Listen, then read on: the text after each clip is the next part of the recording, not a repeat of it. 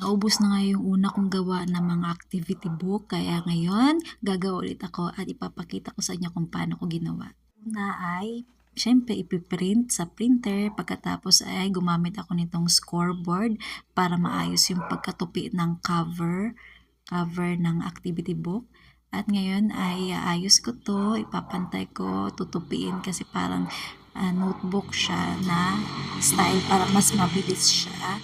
At pagkatapos, gumamit ako nitong mahabang stapler at make sure na ipantay nyo sa gitna para hindi pangit tignan. Yan siya guys.